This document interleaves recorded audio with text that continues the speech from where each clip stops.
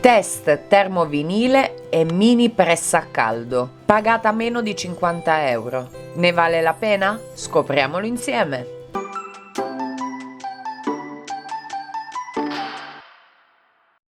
Ciao fanciulli e fanciulli e bentrovati sul mio canale Passione Creativa. Questo è il mio ultimo acquisto. Il pacco è arrivato in un semplice sacchetto di carta. La confezione si presenta così.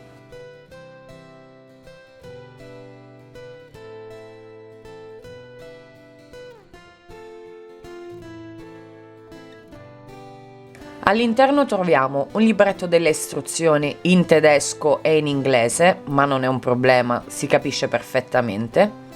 Una piccola boccetta per spruzzare dell'acqua, la mia è arrivata un po' deformata ma è il minore dei mali. La mini pressa.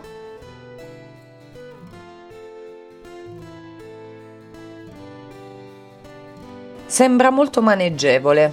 Un sacchetto. Un tappetino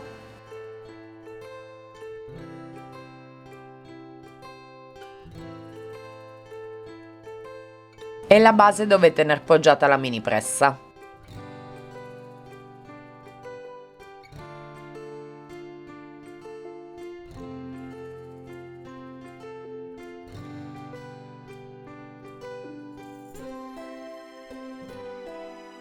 Sul fronte troviamo il pulsante dell'accensione, il pulsante per il timer e il pulsante per la temperatura.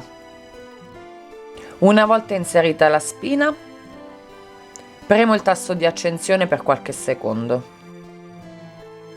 Regolo la temperatura tenendo premuto il pulsante e anche il timer.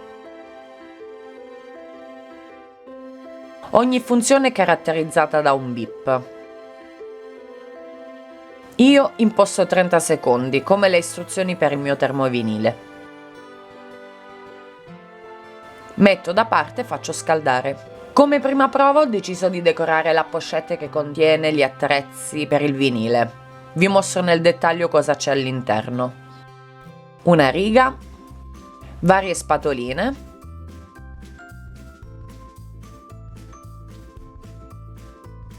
questa è la più comoda di tutte. Un taglierino di precisione con lame di ricambio, forbici molto sottili, una pinza di precisione, spatoline in metallo di vario tipo,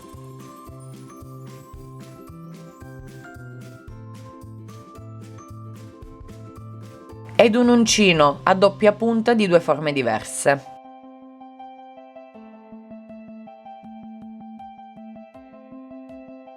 Questo è il termovinile che ho acquistato. Qui ci sono delle piccole informazioni di utilizzo. Nella info box troverete tutti i link di riferimento. Come potete vedere dalle immagini i colori sono veramente tanti e alcuni fogli sono addirittura metallizzati, come l'oro e l'argento.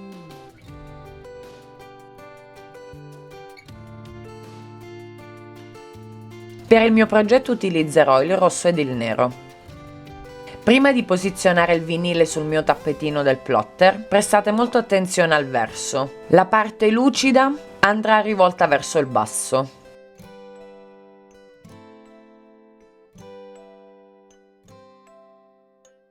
Per utilizzare questo materiale non è necessario un plotter da taglio, possiamo tranquillamente ritagliare le immagini a mano con la forbice o un taglierino, però diciamoci la verità, il plotter è veramente di grande aiuto.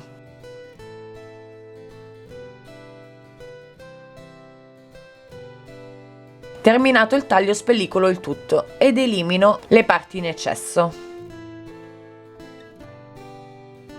Nella info box troverete il link per scaricare gratuitamente questo file.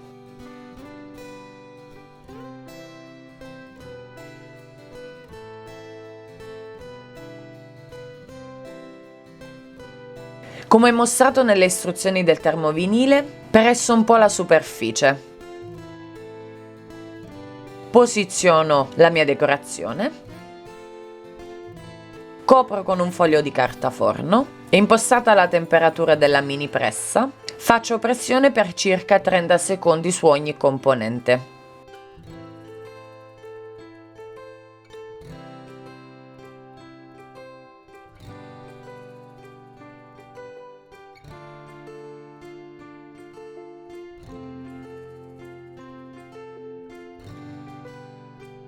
Giro il lavoro e presso ancora per 15 secondi.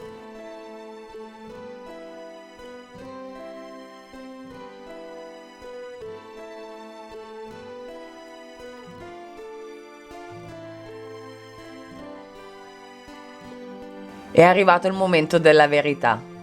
3, 2, 1. Wow! La pellicola protettiva adesiva si stacca immediatamente.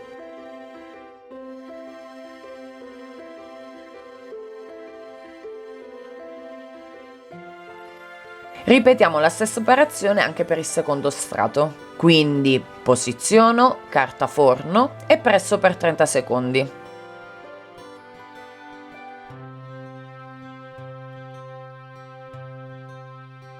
Giro il lavoro e premo nuovamente per 15 secondi. Ed ecco fatto, il mio primo test del termovinile della mini pressa. Vi posso assicurare che in camera l'effetto non rende giustizia. Devo ammettere che sono veramente soddisfatta di questi acquisti. Ho tentato di sollevare il vinile con l'unghia nelle parti anche più sottili. Il tutto è ben saldato. Come prima prova giustamente non è perfetto, come potete notare la M non è venuta benissimo, ma questo è colpa mia, perché ho utilizzato un font dalle linee molto sottili su un supporto dalla trama molto grossolana. Voi cosa ne pensate di questi acquisti? Fatemelo sapere nei commenti. Se il video vi è piaciuto regalatemi un like.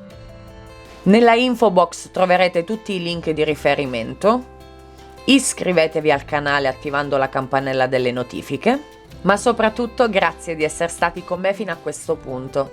Un grosso bacio e ciao ciao!